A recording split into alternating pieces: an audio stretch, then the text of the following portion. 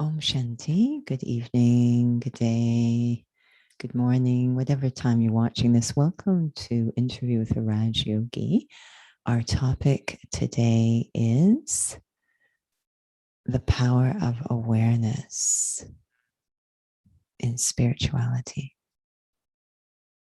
So, as usual, let's begin with a reflection.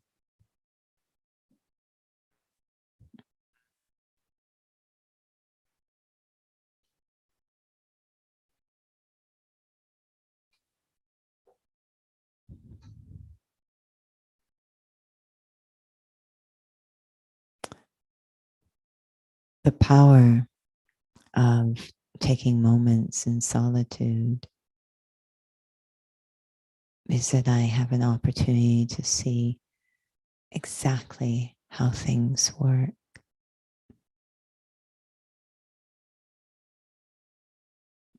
My experience of the outer world is so deeply shaped by the state of my inner world.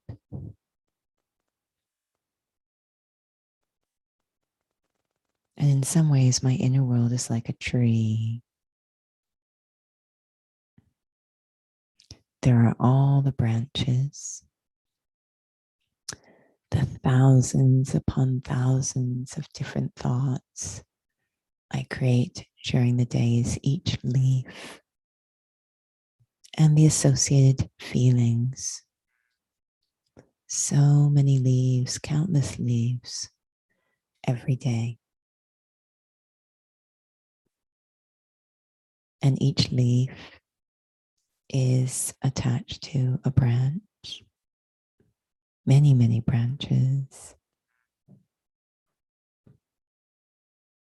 All of those different attitudes and schemas and perceptions, perspectives, ideas, customs, systems.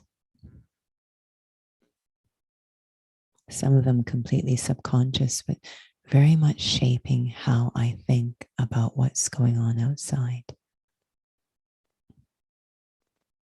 And those branches, the little ones attached to bigger ones, organizing principles, and eventually a trunk. That real core value of my inner world. And then going underground, the root system and the seed. The seed is the most powerful. The entire tree emerges from that single seed. And that seed is awareness. Who I think I am.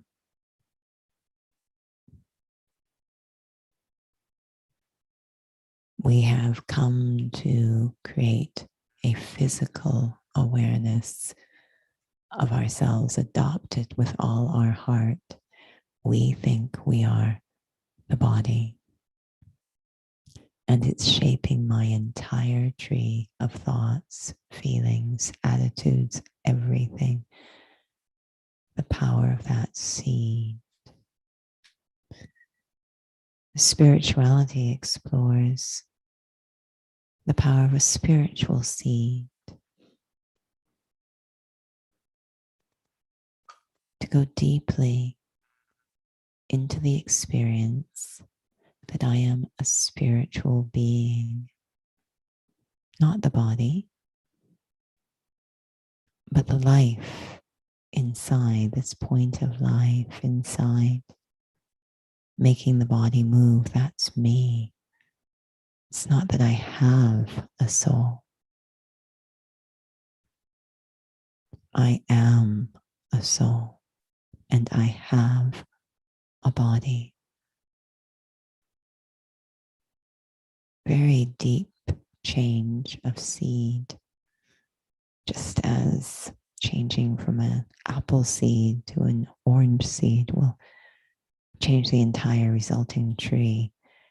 Changing from thinking I am a body to experiencing myself to be a soul will change the entire tree of thoughts, attitudes, feelings, everything inside.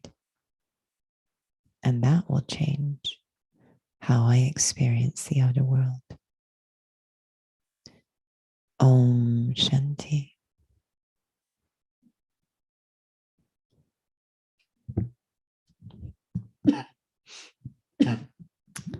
Om Shanti, and welcome to those who have joined.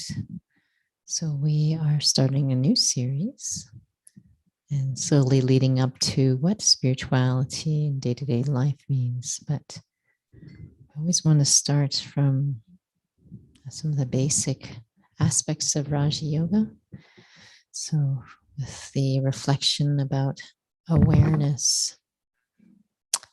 So in terms of just awareness, I remember actually having a session one time with those who haven't taken the course, and they were struggling to understand the difference between thought and awareness. Can you clarify? So thoughts are created by our mind. And even as you're sitting here right now, we begin to realize I can have a thought. It's kind of like floating on the surface. I can have a thought and really not be the experience of that thought. So even a thought such as, I am a soul, I can have the thought, and it's really like floating on the surface.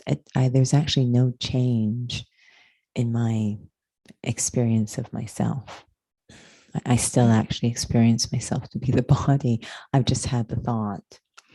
And the thought's important in the sense that it's bringing my attention into where I want to go, but I obviously want it to become from a thought to an understanding or realization to an embodiment, if you will, awareness. And sometimes the way I think of it is imagine a TV screen and something comes on to the TV screen. We could say the screen of the mind. I'm there, and then I want to hold that there long enough that I can actually have an experience. Just as when I'm watching something on TV, it can just sort of go in front of the eyes and nothing, as if I'm looking through the TV, but to actually hold that until I actually experience the significance. And then eventually I am in the TV. I have become the image I am looking at. That is awareness. So when you were sharing, I was thinking about just trying to find an example, if you have a living example. I know it's just, again, physical, but maybe it helps for those learning to discern. But I know that you had shared before that you had wanted to be a dancer when you were younger. Did you ever find it was a different experience when you're on stage versus just when you were aspiring to become? It's really interesting about dance. I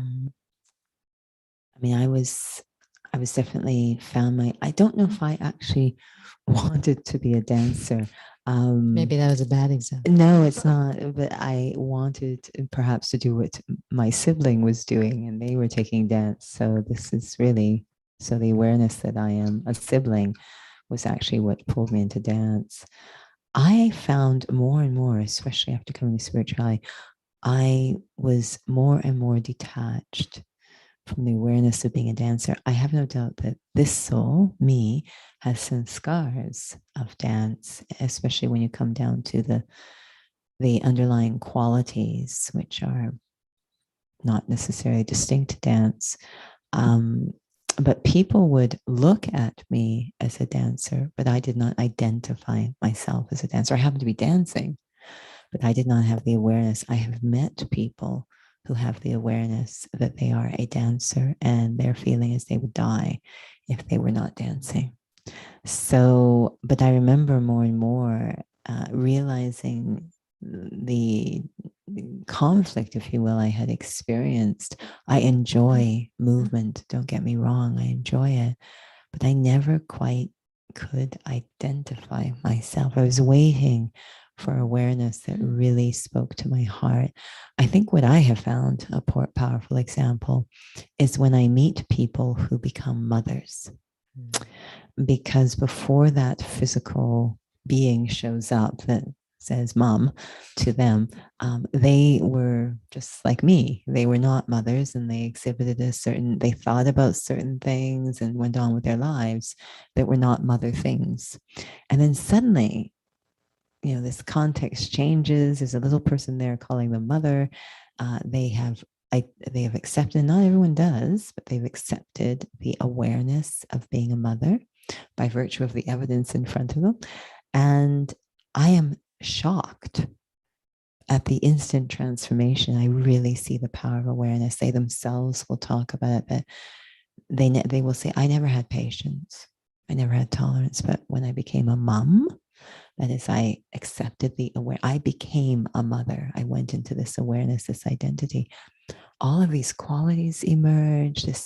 I am in awe, absolutely in awe. And we've all heard the story of the mother lifting the burning car that's on top of the baby. We wonder how the baby got under there, or the car was burning, but who's lifting the burning car on top of the baby, this superhuman strength that comes from, I am the mother of that child. That's the power of awareness. When you mentioned about acceptance of that identity, so it seems to have a part to play in terms of like what's going on an internal level. We see this so much. I think we have many, and it has to do with one's part, the personality trait. Here we have a strong belief in past birth experiences. So we hear people struggling with a cultural identity that they're born into, or a gender identity they're born into, or a profession that their parents want to pursue. They're struggling with it because their heart, if you will, is not accepting it. They have a different, and very often, if we take the example of gender, they're very insistent. This is an awareness issue. Yes. That I am struggling with moving into this awareness that others are putting upon me by this external evidence.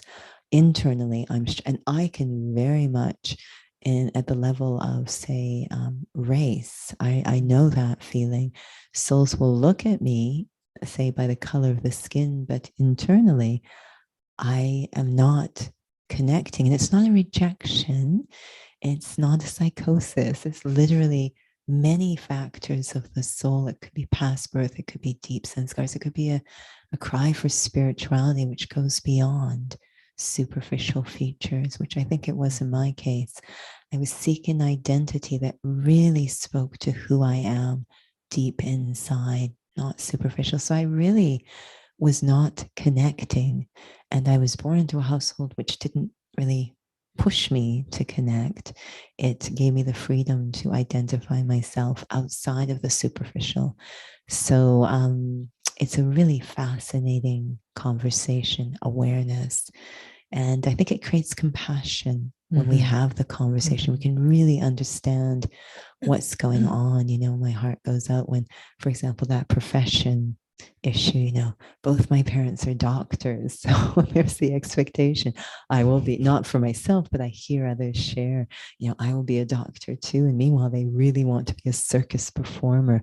So there's something, the sanskars, the past birth, whatever, that's pulling them into that. They have that identity of themselves. They really feel it. This is who I am.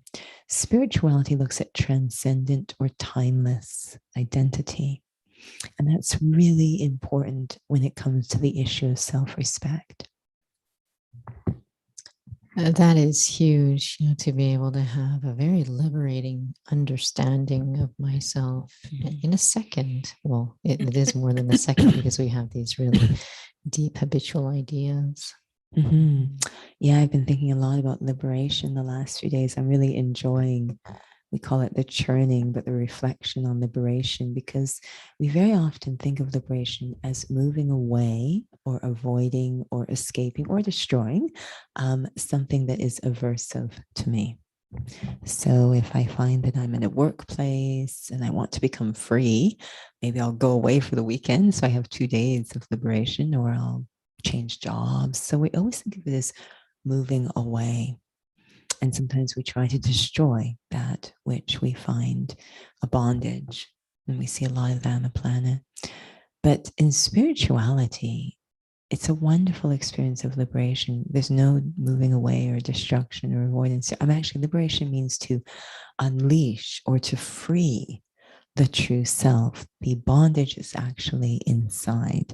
It is not some aversive situation outside, but I am actually freeing or liberating the true self. So I've really been enjoying this different experience of liberation. It's interesting you're using that word. I know it's more than the words, but somehow we have become, I use that word particularly emotionally attached to certain experiences when we hear certain words. So we're detached, you use that word detached. And, I do work in the healthcare field. So there are numerous reports I read from psychiatrists when they're describing about a client who is detached, and they're not talking about the detachment they're talking about disconnected. So it's obviously beyond the words itself. But when you were using the word liberation, the feeling I was getting was, a really healthy understanding of what detachment is that I am actually freeing myself. But the issue is, we have shared about that in previous sessions, is that we think about going on vacation or we move away things as being the same thing as liberation. Yeah, there's always that great Dr. Seuss quote, wherever I go, there I am. So if if I haven't freed the self, the authentic self, but I think the bondage isn't this internal, journey of freeing the authentic self. I think it's being oppressed from something outside. If that's what I think it is, which of course we're suggesting it's not, then I try and move away, but I'm taking the bondage, internal bondage with me. So wherever I am there, and wherever I go, there I am. I still have the same issue with me because I've confused it with the external. I have what we call a temporary freedom. It's like getting a temporary leave from jail. I'm in a new environment, new people. I'm having a new sense of self, but I actually haven't done the inner work to free the true self, but I think I am. And eventually, if I stay there long enough, which we rarely do, but if, we just go on vacation for a couple of weeks, but if I stay there long enough, it's like, oh, the old stuff is starting again because I haven't liberated my true self. So the topic spirituality and power of awareness, it's interesting because in psychology, they talk about cognitive behavior, this aspect of attitude, cognition changes attitude, which changes behavior. And we have touched upon this in the past. Psychology and spirituality are very distinct, but it seems like the lines get quite gray. So, in terms of awareness, because this is about spirituality and awareness, where is that discernment, or how does one understand? Because I'm not sure, maybe individuals do know that, awareness is really important, but it can there can be a ceiling effect if I don't really understand any further. Yeah, we've explored before that psyche, as in psychology, psyche means soul, so it's got a very close root. Beautifully simple in Raj Yoga. It's made so simple to really stay on track and know what's going on. I hit the ceiling because we always have an awareness. We're actually all very adept at attaching to awareness. Just as we've said in the past, we're all very adept at being yogis. What spirituality looks at is what type of awareness are you having, or what are you having yoga with? That's when it becomes really clear. I don't have to be confused. Am I adopting a spiritual awareness? We all adopt an awareness, but they are all physically based or based on something, as we say, temporary. It might be the body. That's the most common one. So I adopt an awareness that's shaped by the body I'm in. This body is named Judy, so I think I'm Judy. And there's a bunch of other features that will then go with that in terms of gender and language, etc. So I've really taken that to awareness on. We're all really good at this. Or I might adopt an awareness based on relationship, which we talked about, mother. Or I might adopt a relationship based on work, profession. I am a doctor. I am a CEO. Might adopt even a relationship based on possessions. I am the owner of that Porsche outside. So we're all used to doing this. We're all extremely adept, but we're pegging it on something temporary and physical. The difference with spirituality is I am connecting my sense of self to something timeless, not physical, something eternal or timeless. Again, why it relates to the self-respect issue. When you were sharing first about, you weren't identifying with being a ballet dancer, and it was lovely that you talked about. I was pretty bad at it too, so that might have helped. When you were sharing about, I can adopt these, sense of self based on possessions and so forth. Because I was thinking about just having to bridge that sense of understanding again, to understand more about what is awareness and how it's different from thought. And again, why is this important is because we need to be able to master our inner capacities. If we don't really know how to use them, it's really challenging. And actually, you can't even diagnose yourself. So I was thinking about even something as simple as, that, at one point in time, you've had to acquire a new car. And you were sharing very recently one of the interviews. So I'm really paraphrasing what you share, that all of a sudden it seemed like everyone has that same car. But I was talking to somebody else who has a very severe phobia for a particular thing, and that it becomes something she's very cognizant of everywhere she goes. How is that in terms of your example about the car and this fear? We can probably have the same thing. You maybe had like a bad accident in a car, and then all of a sudden you're just a little bit more hyper vigilant. But it seems to me like there's about this whole thing about background awareness. I think that those different signs, the fear or emotions, deep emotional reactions, are indications of how deeply the experience has penetrated. If it's only, and sometimes we use the example of a glacier, that there is a little tip above the water, and that's like thoughts. And then there's the bulk of it underneath the water, which we say subconscious, but at the very bottom, that's really awareness. So deep it is. We use the word my reality. So if I'm just holding it on the surface, we know what happens, that on the surface, I'm moving in this direction, I'm a soul and soul, but then I find myself still having the emotional reactions, still having the fears, etc. That's telling me the change hasn't penetrated deep enough. The iceberg is still moving in the same direction it was moving before, as if there's no change in awareness. So I hold things at thoughts, but I haven't really bought it. The penny hasn't really dropped. I have not embraced it as reality. And the sign of that is I'm still having the same emotional reactions, the same fears, tensions, concerns, worries, the same attitudes. Everything is still there. Great feedback. It's not something to feel bad about. It's just great feedback that hasn't dropped from thought deeper into awareness or reality. It's an idea, but it's not a reality yet. But having developed that fear, it's quite interesting. I'm not going to repeat it in case someone there has this phobia. So I'll just use rabbits. Say that she had a phobia for rabbits. I mean, it was a client, it was so severe, she couldn't even use the word. Right? Yeah. And it was really interesting because since then, I'm actually quite cognizant of things around me, like, gosh, if there was Halloween, for example, like it has now become something that's in my background awareness. And it was more about thinking about, like, how does this all work? Because before you never had this certain car, and now all of a sudden you have this car. And it makes me think about when I'm driving, let's say a Nissan Sentra, and then somebody else is driving, like, do I look my Nissan Sentra and their Nissan Sentra and see which one is better? There's something to do with identification that seems to be connected to awareness. That's something that's more than just a thought or something that you're not really connected with. Yeah, I mean, as we were sort of sharing at the beginning, that it is about identity. And that is an extremely powerful organizing principle. So I can have a thought, but still be identifying myself a different way. It hasn't penetrated deep enough. That's very powerful.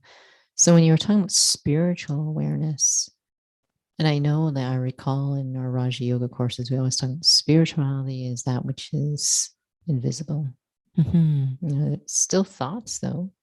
Um, there's attitude and beliefs. So, what is the relationship then between thoughts and spiritual, or sorry, thoughts and awareness? Then I think, we're really using thoughts as the gateway. We talk about the mind as the window to our inner world. We're using thoughts as a gateway to get to the experience. So again, if it's the screen of the mind, those thoughts, I've got to at least get them onto the screen of the mind, or I have no chance to experience them. If I don't even have the thought, I'm a soul, I'm certainly not going to get anywhere with it.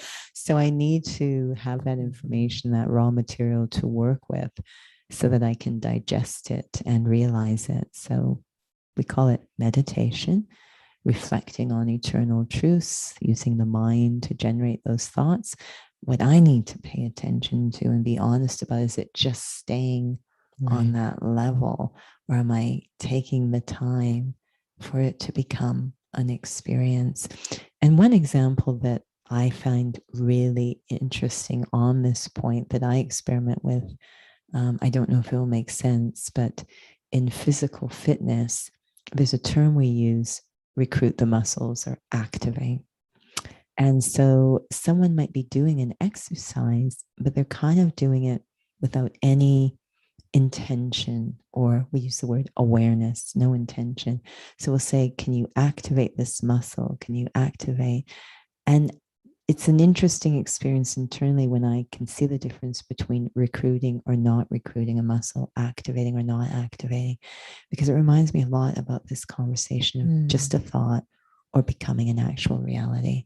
There's an intentional, deliberate energy required. It can't. So when I see, which often happens, kind of zoning out, or we even have the eyes closing, or just, I feel it's not intentional. It's one of the beautiful things I like about Raj Yoga, symbolically speaking. I'm not saying you need to have your eyes open in a strange way, but the symbolism, the metaphor, if you will, the symbolism of meditating with your eyes open, it really captures the energy required to convert a thought into a reality. It requires so much intention. I'm not checking out, I'm checking in. And just as I see physically, it's difficult for souls to get this concept.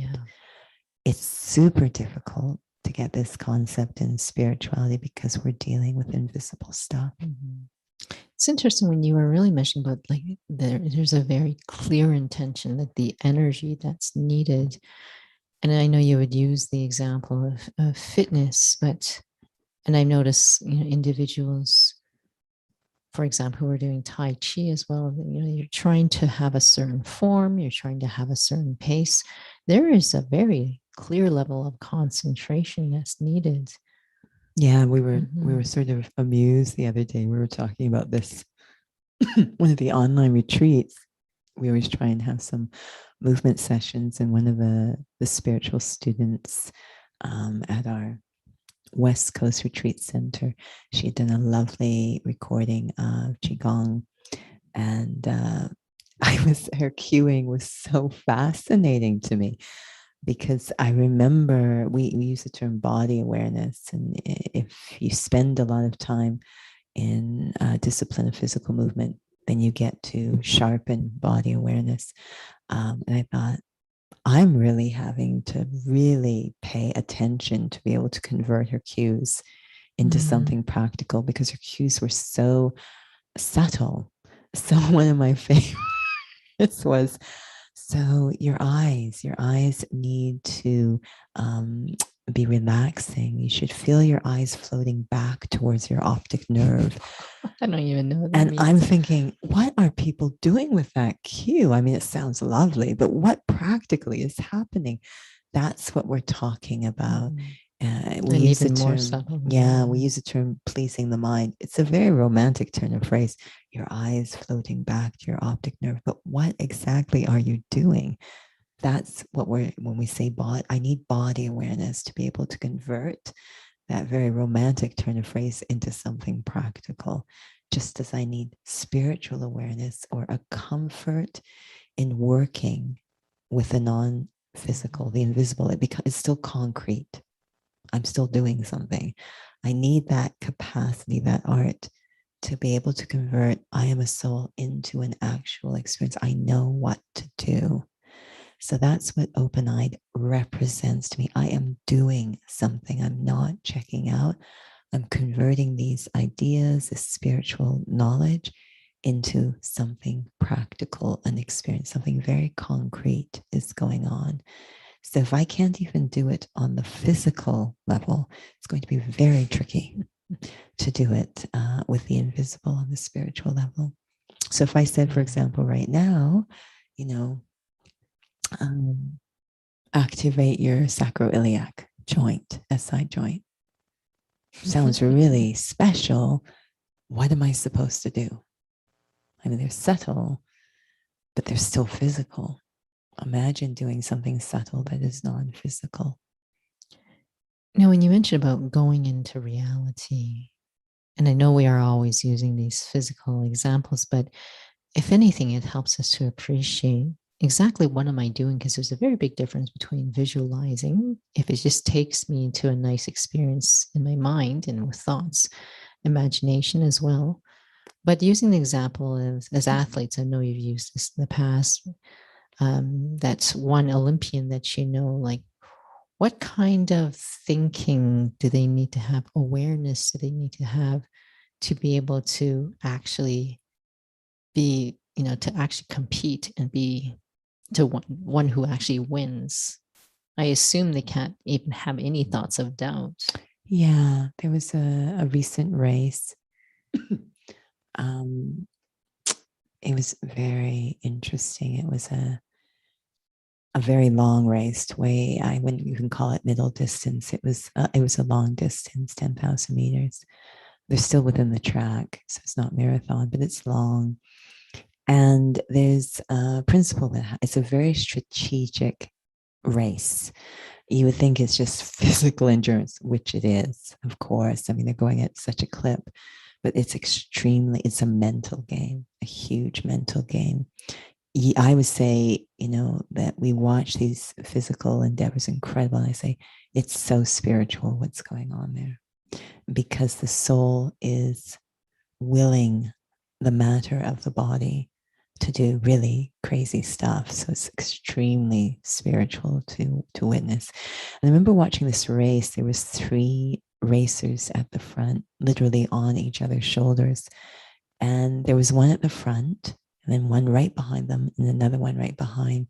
And the one in second was really strategically in the best position. She was just sitting there for the entire race. And because she's just taking the drag and the pacing from the first runner. The first runner's doing all the work. And I remember there was a moment when the first runner you could just see the frustration actually appearing on her face, and the commentators were able to get into her head. So it got to the point where you didn't even feel you were watching running. You felt like you were watching inside their head because that's all they were commentating on. And there was a point where you saw the front runner looking and actually gesturing. I've never seen it before, gesturing with her hand for the runner right behind her. Could you please go in front? She was actually, and of course the second runner was like, no, I'm real comfortable here. Thanks. I'm just working off your drag. This is fantastic. So she's gesturing, looking for, and the commentators saying the first runner, she's going to have to be so careful with her head. She can't get frustrated. She does not have any room for negativity. Her energy is so critical. Her use of energy through thoughts is so critical. So literally have to have the awareness. I see it over the awareness of I am victorious. I am going to operate at my best. I am not going, there's no room. There is no space for a shred of doubt. Mm-hmm. And when there is this powerful awareness, I am this, what they can make matter do is crazy what they can make matter, the body do. So it's quite spiritual to watch. You get to see the power of awareness at work. I'm really glad you brought it up because I was thinking about, we've mentioned about before in the past, positive affirmations. That might be something that's more you hear about in the West. There was also The Secret that came up probably about 13 years ago. But this capacity of using the power of thought to actually basically manifest things that I want. How does that work in terms of spirituality? It feels like it's about thoughts in service to be able to awaken awareness of reality. But how about using thoughts in terms of just in service to just short end, short-sighted, limited expectations and desires? So that's the other element that spirituality works with. Spirituality is very often used interchangeably with purity. So again, I could be at the thoughts and it might be connected to desire. So because of the awareness I'm operating at, I'm a mother and I have a desire that my child does not die. This is my awareness, which has so much power to it. The thoughts are operating at the level of, like, they are touching into the depth of awareness, but there's certain desires connected to it. So they'll have lots of power to those thoughts because they're coming from the awareness. But the awareness, when we say pure, we're saying again, it's not in that eternal or timeless place. So I'm connecting the thoughts to an awareness, but the awareness is not connected to a pure place. It's again a very temporary. So there's lots of desires when we're in the temporary. It goes back to, which is a whole nother conversation, it comes back to the self-respect, the sense of value. This is why having temporary awareness really undermines true self-respect. Our deepest desire is to be valued. So when you're messing around with awareness and the awareness is not connected to something pure, i.e. creating true self-respect, it gets really complicated. So we have discussed in the past about the consequences, spiritual consequences, law of karma. We don't mean consequences as punitive, but there is going to be ramifications. Created something. Yeah, created something, an impact. But so in terms of that piece, one has to be very careful because you can also just have good things that happen with powerful thoughts, but maybe not necessarily that which honors my real self-respect. Yeah. And, I know you use the word short term. I think that's the thing about when there isn't purity. Purity has such a long-term effect. When there are desires or discontentment, it might look like something good, but there's desire and discontentment because of the awareness I'm in. In the short term, it might seem to create, but as we follow the story, we see the consequences. So there's that saying, be careful what you ask for, you might get it. And I remember the first time I heard that, and I found it just so intriguing, that we sort of, the desires, because of the awareness I'm in, it shapes, it moves me into wanting certain desires, which will bolster the value of that awareness. So it moves me into certain, desires that, again, that put power into my thoughts. And I get the outcome. I win the lottery. And then we follow the storyline and we start to see what happens over time. I even feel that now when I watch some of these stories. I'm like, we look at the short term, immediate moment, and then I wonder, but what happened over time? And if the seed is a certain way, even though it might initially look okay in the short term, if the seed is a certain way, there's no way that over time it's going to continue to be good. So over time is what's fascinating. What did I actually create? And I hear so many of these storylines, these sort of allegories that try to drive this home, where the hero discovers a genie or whatever, and they say, I'll grant you your wish. And they go, okay, this is what I want. They're like, are you sure? They go, yeah. I mean, the most obvious one that's coming to mind now is the Midas touch. King Midas, who wanted everything he touched to turn to gold. Sounds like a good idea, doesn't it? And so, sure enough, he was granted his wish. Everything he touched turned to gold. And of course, he loved his daughter very much. So he hugged her one day. She turned to gold. And he had so many regrets over having that wish. So, really, when it's connected to desire, discontentment, it puts power. My awareness, again, is driving it. It puts power into those thoughts. But what happens over time? Mm-hmm. Very thought provoking. So perhaps maybe one more question. We did start late. We really have issues trying to get our IT working.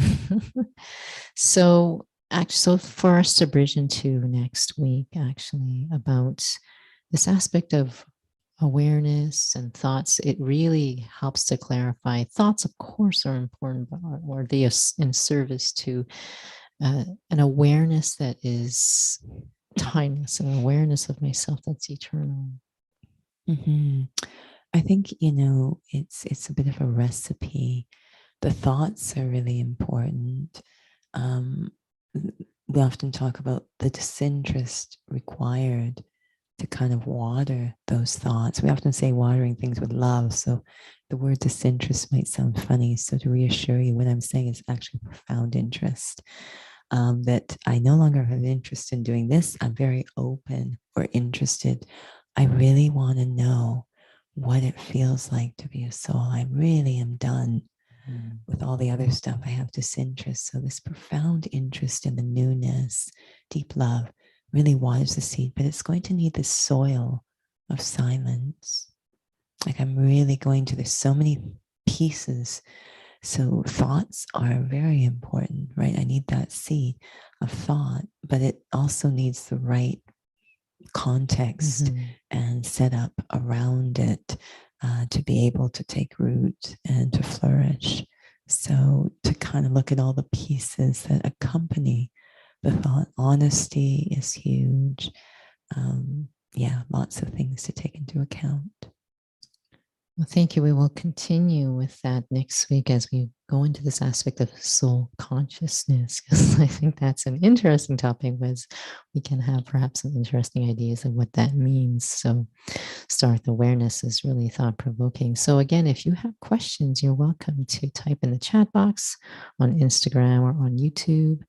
We're always keeping an eye out. Or if you have other topics, you're welcome to let us know by email. So we'll just have a little reflection.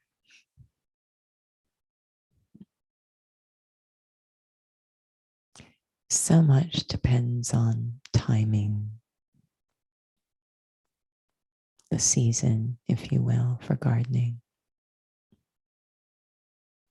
There comes a time in each soul's life when they are ready for a very deep change.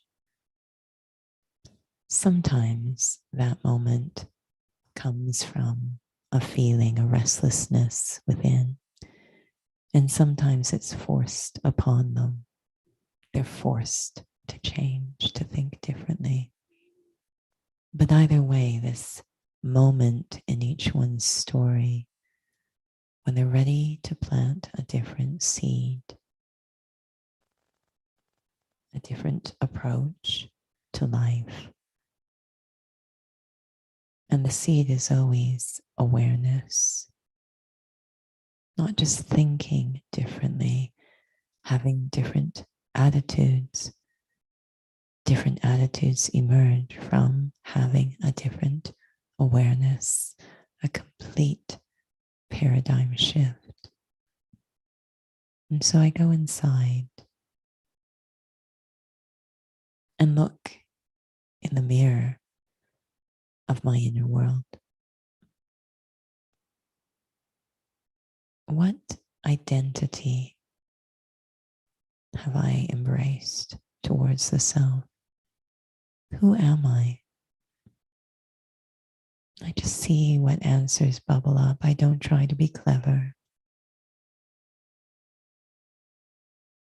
Practically, as I go through the day, who am I?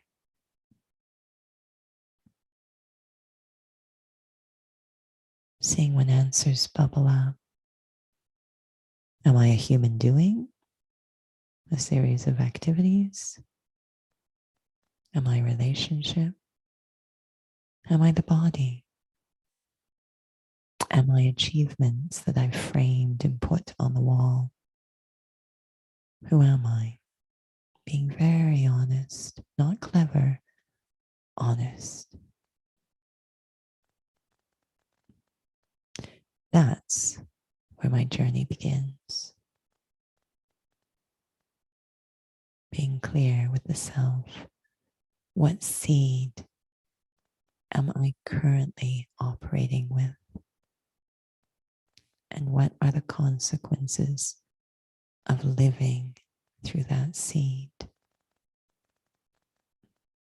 Am I ready for a different seed? Om Shanti.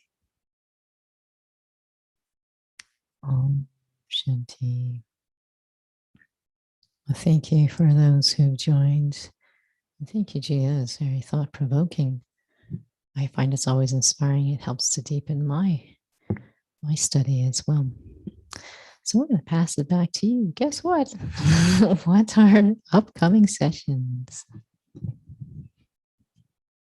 So again, I just want to underline that whatever you hear in these interviews, neither myself nor the interviewer are coming up with any of this stuff. This is all based on the teachings of Raj Yoga. In terms of upcoming, I always recommend visit the Calgary website to really get the proper information. But I'll try to summarize. These interviews will continue on Tuesday evenings. They are recorded and available in our YouTube channel. We also have drop-in meditations Tuesdays, Thursdays, Sundays is a full hour. We also offer a drop-in session on Saturdays, Inner Fitness, looks at spiritual exercises or understandings, if you will, exercise for me, the soul. That's 2 to 3 on the Zoom platform every Saturday. And then as well, from 4 to 5 is self-care, which is facilitated by our young adult spiritual students. So really lovely to hear them present. We also have a Raj Yoga course in Hindi, which may have started or will be starting. Starts the coming week or the following week, the coming weekend. And that's on the website if you would like to register. And we have a couple, I think, we have one Raj Yoga based workshop, which is August 29th, 22nd. I just am doing so bad at this quiz. August 22nd, 5 o'clock to 6:15 p.m.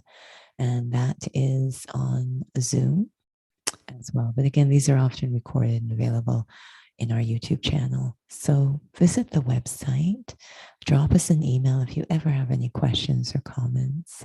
And thank you so much for joining this session. Take care of yourselves. Om Shanti.